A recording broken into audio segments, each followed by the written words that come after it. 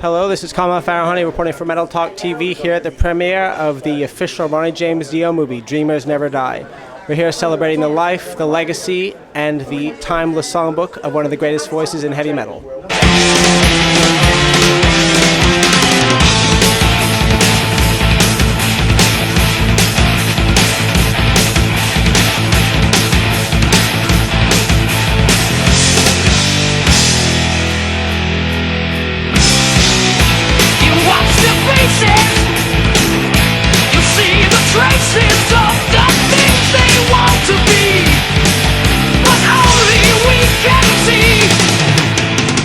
We're here interviewing you for the premiere of the new Ronnie James Dio movie, Dreamers Never Die.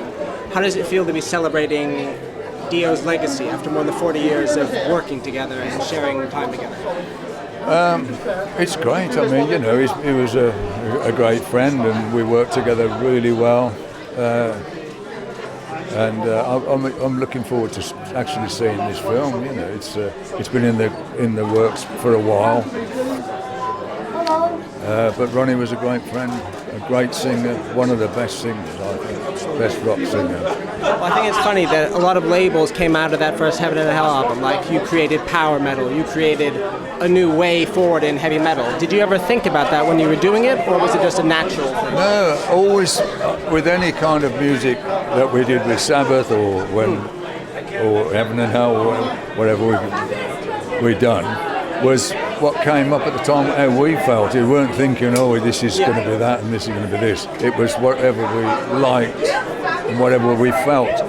Like when I write riffs, I always have to feel it. I can't just I've got thousands of them, but they're throwaway riffs. I would never use them, you know. So I have to really like something. If I play something, I like this, and then we use it in the song.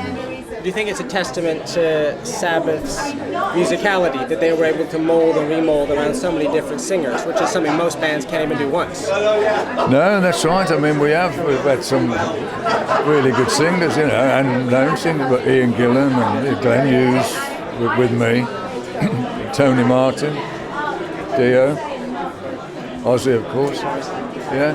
So we've gone round, and it's funny because a lot of the singers we've had have been in the band twice. Yeah. Ronnie was in the band twice, Ozzy's in the band twice, you know, Tony Martin in the band twice. So it's weird. It's incredible. Yeah. Do you think that it was a kind of fitting ending, not an ending, but a kind of closing of a chapter when you got to The Devil You Know? Because that's such a wonderful album, and it's prime Sabbath in a way that... Yeah, I think it was real sad, you know, because we were really on a roll when we done Devil You Know, and we were touring and we were really enjoying it. And I remember talking to Ronnie when we were in Japan. We went for dinner one night, and how we worked it, we said, look, we're not going to say we're going to go for 5 years or whatever. We'll just try it and see what it goes. So we done the tour. We loved it. We enjoyed it. And when we were in this restaurant, I said to Ronnie, what are we going to you fancy doing anything more? He said, oh yeah, we've got to do another album, you know, and let's do another album, another tour. And that was the plan. That's what we were going to do. And of course, you know, Ronnie didn't make it, but it was going so well, and we had a great time being together. We loved working together. I love working with Ronnie. He was professional. He'd go on the stage and you know what he's going to do. Yeah. And he loved his audience, he loved his fans, you know, real genuine, great. So the final question, I guess, is what is your, if you had to pick one, an abiding memory of working with Dio over the years? Say that again, I'm sorry. If you had to pick one, an abiding memory of Dio, of working with him over the years? Very professional, very top. I mean, his singing, he's the best rock singer, I think. Do you think he's the greatest metal vocalist of all time? Do you think he's the greatest metal vocalist? I do. He's great. And a lot of other metal vocalists will say that as well. Yeah. But he's just got he was so powerful, you know.